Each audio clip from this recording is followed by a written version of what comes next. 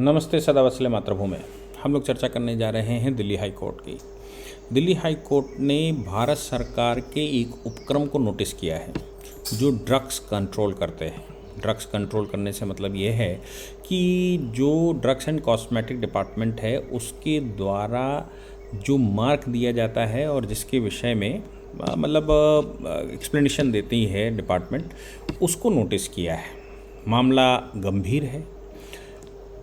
बाबा रामदेव की जो पतंजलि कंपनी है, पतंजलि का दिव्य मंजन आता है। दिव्य मंजन के मामले में दिल्ली हाई कोर्ट में पिछले साल एक पिटीशन फाइल की थी। तब दिल्ली हाई कोर्ट ने उनसे ये कहा था कि आप ड्रग्स डिपार्टमेंट जाइए और जो कंट्रोलिंग अथॉरिटी है उस अथॉरिटी के पास जाइए और उससे पहले इसका डिसीजन करवाइए, यानी कि उसको पहले बताइए कि क्या है। इनका कहना ये था कि ये जो ये जो ग्रीन मार्क लगे हुए हैं, ग्रीन मार्क का मतलब होता है ये वेजिटेरियन प्रोडक्ट है और वेजिटेरियन प्रोडक्ट होने के नाते इसमें जो वेजिटेरियन चीज़ें हैं वो होनी चाहिए, जबकि इसमें जो इंग्रेडिएंट लिखे हुए हैं उन इंग्रेडिएंट के अनुसार इसमें नॉनवेज का भी पार्ट है, इसलिए इसको रेड सिग्नल मिलना चाहिए था, रेड लाइन मिलनी चाहिए थी।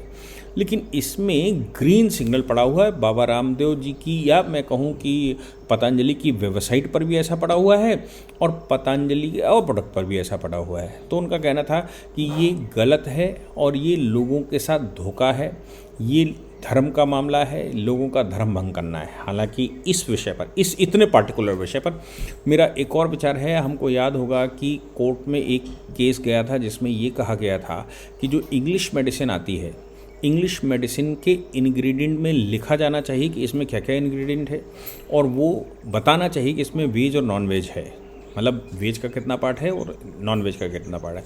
मैं ये नहीं कह रहा हूँ कि नहीं लिखा जाना चाहिए, मैं इसलिए कह रहा हूँ कि कोर्ट में ये केस फाइल हुआ था, ऑनरेबल सुप्रीम कोर्ट के पास गया था, दिल्ली हाई कोर्ट के पास जहाँ तक मुझे याद है गया था, और उसमें जो क्लेम किया गया था वो ये किया गया था कि साहब हम हिंदू समाज के लोग हैं, हम प्याज लहसुन भी नहीं खाते और दवा में क्या इंग्रेडिएंट मिलाए गए हैं ये दवा के रैपर पर लिखा जाना चाहिए। मैं इसलिए भी इसको बता रहा हूँ कि आयुर्वेद जो भारत की संस्कृति है, जो भारत के संस्कार हैं, जो भारत की अपनी मैथोलॉजी है, जिसका कोई साइड इफ़ेक्ट नहीं दिखता, उसका केवल और केवल क्यूरेटिव इफ़ेक्ट होता है। उतना ही एडवर्स इफ़ेक्ट जब हम बात करते हैं इंग्लिश मेडिसिन की, तो उसका एडवर्स इफ़ेक्ट भी होता है। वो एक जगह दर्द बंद करता है तो दूसरी जगह कहीं ना कहीं उसका नुकसान भी होता है। रॉन्ग मेडिसिन जो प्रैक्टिशनर हैं, जो अंदाज से मेडिसिन लिखने वाले लोग हैं कि अब पेशेंट आ गया है तो कुछ ना कुछ दवा देनी है, अंदाज से दे दिया है फिर बदल दिया है, तो हर समय ट्रायल चलाते रहते हैं। वो लोग जब दवा लिखते हैं तो उनसे बॉडी में साइड इफ़ेक्ट भी होता है और साइड इफ़ेक्ट का परिणाम निकलता है कि कुछ ना कुछ और गलत होना शुरू हो जाता है। ये बात हमने कोरोना के टाइम पर देखी भी थी, और कोरोना के टाइम पर जब शुरू में ट्रायल चल रहा था दवाओं का तो लोगों की मृत्यु तक हो रही थी। और ऐसी परिस्थिति में जो सवाल सामने गया था वो ये था कि क्या एस्टेरॉइड, जो कि ज़्यादातर मेडिसिन्स में 90% लोग कहते हैं कि मेडिसिन्स में एस्टेरॉइड होता है, एस्टेरॉइड देने के लिए उस समय बैन लगा दिया गया था कि किसी भी पेशेंट को एस्टेरॉइड नहीं दिया जाएगा। अब जब ये कह दिया गया था कि एस्टेरॉइड नहीं दिया जाएगा तो कोई मेडिसिन ही नहीं बची थी। परिणाम ये निकला था कि जो लोग भी अस्पतालों में एडमिट थे या जिनको वो डिटेंशन सेंटर बनाकर रखा गया था या कोरोना सेंटर बनाकर रखा गया था, उनको काढ़ा पिलाया जा रहा था। मैं खुद 11 दिन रहा था और हमने दोनों टाइम सिर्फ काढ़ा पिया था और उसके अलावा सादा भोजन और एक टैबलेट या एक या 2 टैबलेट आती थी, और वो टैबलेट बिकासूल का कैप्सूल मान लीजिए, मतलब ताकत की दवा। कोई भी वो नहीं दिया, एस्टेरॉइड नहीं दिया जा रहा था। यानी कि उस समय के डॉक्टरों को ये बात समझ आ चुकी थी कि अगर एस्टेरॉइड दिया गया तो उससे मृत्यु बढ़ रही है, इलाज कोई नहीं है। भारतीय काढ़ा, आयुर्वेदिक काढ़ा ही इसका इलाज है। इसलिए उस समय आयुर्वेदिक काढ़ा हॉस्पिटलों में भी, जहाँ डिटेंशन सेंटर बना रखे थे, वहाँ पर भी सिर्फ वही दिया जा रहा था। तो एस्टेरॉइड सब में ज़्यादातर होता है। इसलिए इंग्लिश मेडिसिन्स के बारे में जब कोर्ट में ये बात आई कि आप ये बताइए कि इसमें इंग्रेडिएंट क्या है, वेज है कि नॉन वेज है, उस समय मुझे याद है, सही से तो मैं उसको रिसाइकिल नहीं कर पा रहा हूँ, लेकिन उस समय मुझे याद है कि कोर्ट ने डिसाइड ये किया था कि मेडिसिन होती है, शरीर को सही करने के लिए होती है, उसमें वेज और नॉन वेज नहीं देखा जाना चाहिए। शरीर को क्योर करना ऑब्जेक्ट होना चाहिए, इसलिए किसी भी मेडिसिन पर, इंग्लिश मेडिसिन पर ये नहीं लिखा जा सकता कि ये कौन सी दवा, इसमें वेज और नॉन वेज है। लेकिन साहब, भारत का कानून तो हम सब जानते ही हैं, अंग्रेज़ों का बनाया हुआ है, और अंग्रेजी सिस्टम आज भी भारत में चल रहा है, और अंग्रेजी दवा की बात आती है। यही कारण है कि कोर्ट में एक पिटीशन गई थी जिसमें ये कहा गया था कि आयुर्वेदिक डॉक्टरों की सैलरी उतनी ही होनी चाहिए जितनी कि एलोपैथिक डॉक्टर की होनी चाहिए। दोनों एक ही अस्पताल में बैठते हैं, दोनों उतना ही टाइम देते हैं, दोनों हॉस्पिटल से डिग्री, मतलब मेडिकल कॉलेज से डिग्री लेकर आते हैं। लेकिन सुप्रीम कोर्ट में भी उसको डिसमिस कर दिया गया था, और डिसमिस करते हुए ये कहा गया था, you can not compare with the English medicines. ये बात कही गई थी, तमाम तरह के अखबारों में छपी थी, और ये था कि नहीं, आयुर्वेदिक डॉक्टरों की सैलरी कम है तो ठीक है, उनकी सैलरी ज़्यादा होनी चाहिए, जबकि उनके पास इलाज नहीं है, इलाज इनके पास। इस बात को लेकर बाबा रामदेव ने जब स्टेटमेंट दे दिए थे, मतलब इस बात को नहीं, दूसरी बातों को लेकर स्टेटमेंट दे दी थी कि भाई आयुर्वेदिक मेडिसिन का ये इलाज है और ये क्योर करते हैं हम, और लाइलाज बीमारी को भी क्योर करते हैं, और उन्होंने एडवर्स इफेक्ट बता दिए इंग्लिश मेडिसिन के, तो उनके खिलाफ एक केस आ गया था, और उस केस में अभी भी वो केस कोर्ट में चल रहा है, और कोर्ट ने नोटिस कर दिया था, ऑर्डर कर दिया था बाबा रामदेव के खिलाफ। फिर वो सुप्रीम कोर्ट चला, सुप्रीम कोर्ट में उसकी सुनवाई अभी भी चल रही है। सुप्रीम कोर्ट का, शायद मुझे लगता है सुप्रीम कोर्ट का ही ऑर्डर था। जब ऑर्डर आ गया तो उसके बाद बाबा रामदेव ने चैलेंज कर दिया था, उन्होंने एक प्रेस कॉन्फ्रेंस की थी और चैलेंज कर दिया था कि हमें पार्टी बनाया जाए, पार्टी बनाने के बाद ही कोई डिसीजन दिया जाए। हमारे खिलाफ एडवर्स स्टेटमेंट देने के से पहले मुझे पार्टी बनाकर सुना जाए। जो मैं क्लेम करता हूं, मैंने आज तक कोई झूठ नहीं बोला है, और जो मैं क्लेम करता हूं उसको सिद्ध कर सकता हूं, उसके मेरे पास पूरा इकोसिस्टम है, उसके पेशेंट हमारे साथ हैं, उनकी मेडिकल रिपोर्ट्स हमारे साथ हैं, यानी कि एविडेंस बेस्ड मेरे पास आंसर हैं। अभी उसका क्या हो रहा है पता नहीं, लेकिन उन्होंने चैलेंज किया था, तो और ये भी ऑर्डर में, चूंकि ये भी लिखा गया था कि इस प्रकार का कोई स्टेटमेंट दोबारा नहीं दिया जाएगा, ऑर्डर का भी विषय में। लेकिन बाबा रामदेव ने हिम्मत करके एक प्रेस कॉन्फ्रेंस की थी। वो कंटेम्प्ट होना चाहिए था, लेकिन अभी तक कंटेम्प्ट का केस उनके खिलाफ लगा नहीं, क्योंकि कंटेम्प्ट का केस उनके खिलाफ लगने का मतलब ये होता है कि वो एविडेंस लेकर कोर्ट में आएंगे और कहेंगे मैं झूठ नहीं बोल रहा हूँ, तो फिर और भारी समस्या आ सकती है। भारत में इंग्लिश मेडिसिन की इंडस्ट्री अब विश्व की सबसे बड़ी इंडस्ट्रियों में से एक है। हम एक्सपोर्टर भी विश्व के सबसे बड़े हैं।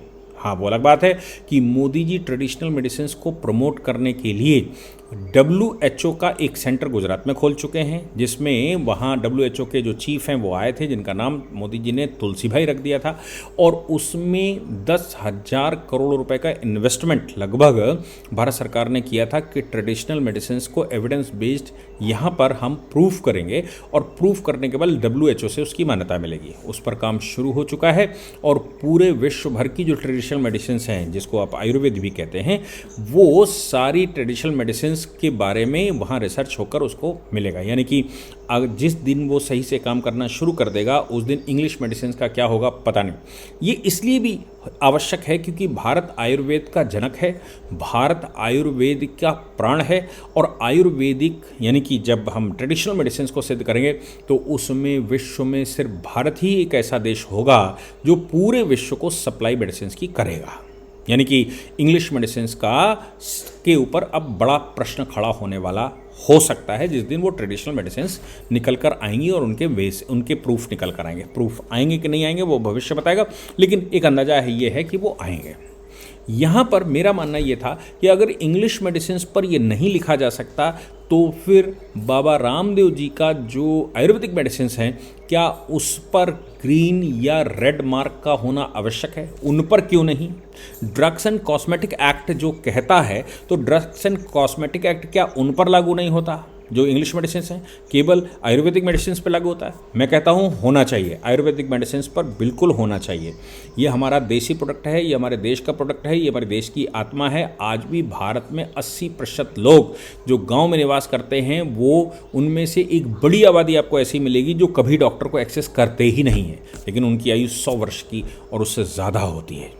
और ये जो ड्रग्स एंड मेडिसिन का चक्कर है ये ज़्यादातर शहरों में है। हालांकि उसके लिए दुहाइयाँ बहुत सारी दी जाती हैं, वो सब ठीक है कि होना चाहिए, सबका इलाज होना चाहिए, सब सेटिस्फेक्शन होना चाहिए। लेकिन मैं एक बात कह रहा था केवल, अब सवाल यहाँ पर ये पैदा होता है कि ड्रग्स एंड कॉस्मेटिक एक्ट के तहत जो इंग्रेडिएंट प्रूफ करने की बात कही गई है, वो खास तौर से मैं कहता हूँ ड्रग्स एंड कॉस्मेटिक एक्ट के तहत, तो ड्रग्स एंड कॉस्मेटिक एक्ट के तहत अगर ये होना चाहिए तो उसकी एक अथॉरिटी है, वो अथॉरिटी उसको चेक करके बताएगी कि भाई इसमें क्या होना चाहिए। इस विषय को लेकर जब दिल्ली हाई कोर्ट ने ये कहा कि आप जाएं और फला डिपार्टमेंट में जाइए और उस डिपार्टमेंट को इंस्ट्रक्शन दिया गया कि आप एक हफ्ते के अंदर इस प्रोडक्ट के विषय में बताइए कि आखिर ये कौन सा है, आखिर ये वेज है कि नॉन वेज है। 24 अप्रैल को वहाँ बैठक होती है और 24 अप्रैल की बैठक, 24 अप्रैल 2023 को ये ऑर्डर हुआ, 25 अप्रैल 2023 को उसकी बैठक होती है। उस बैठक में ये बता दिया जाता है या उस बैठक में ये तय किया जाता है कि इसमें हमारे पास ऐसी कोई मैकेनिज्म नहीं है जिसमें हम ये बता सकें कि ये क्या है। लेकिन साहब आयुर्वेद डिपार्टमेंट का दूसरा व्यू है, 25 जुलाई अगस्त कह रहा था, वो अप्रैल कह रहा था, 25 मई की बात है। तो 25 मई को बैठक हो गई और उन्होंने जो रिपोर्ट लगाई उस रिपोर्ट में उन्होंने लगाया कि हमारे पास कोई ऐसा क्राइटेरिया नहीं है जिससे हम ये बता सकें कि ये वेज और नॉन वेज की कैटेगरी में आता है। उन्होंने कहा कि ये जो विषय है, ये विषय various religious, ethical and regional consideration पर डिपेंड करता है, यानी कि रीजन टू रीजन वेज और नॉन वेज होता है।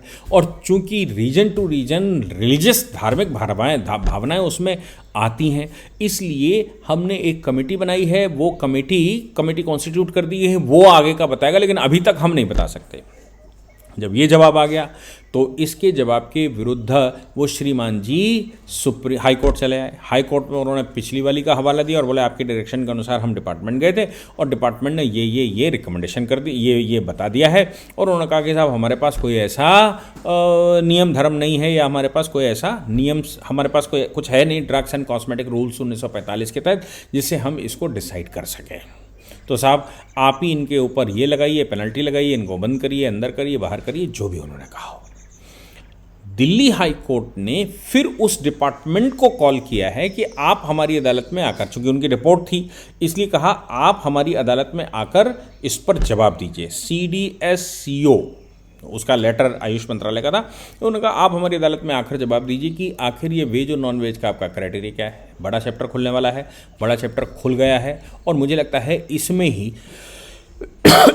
इसमें ही जो आगे की कार्रवाई होनी चाहिए उस कार्रवाई में ये बात ज़रूर पूछी जानी चाहिए कि क्या नॉन वेज के मामले में, क्या इंग्लिश मेडिसिन के मामले में वेज और नॉन वेज का फार्मूला लागू होगा। इंग्लिश मेडिसिन के मामले में क्या आप कह पाएंगे कि उसमें भी वेज और नॉन वेज का क्राइटेरिया लगाया जाना चाहिए। क्या इंग्लिश मेडिसिन पर वही सारी चीज़ें लागू होंगी जो ड्रग्स एंड कॉस्मेटिक रूल्स 1945 के तहत लागू होते हैं। मुझे लगता है इसमें इंटरप्रीट करके ये ज़रूर पूछना चाहिए कि इंग्लिश मेडिसिन पर ऐसा फार्मूला क्यों नहीं लगेगा, और आयुर्वेद पर लगना चाहिए, मैं उसका पक्षधर हूँ, लेकिन इंग्लिश पर भी लगना चाहिए, इसका मैं अपनी तरफ से आह्वान करता हूँ। जय हिंद, जय भारत, वंदे मातरम।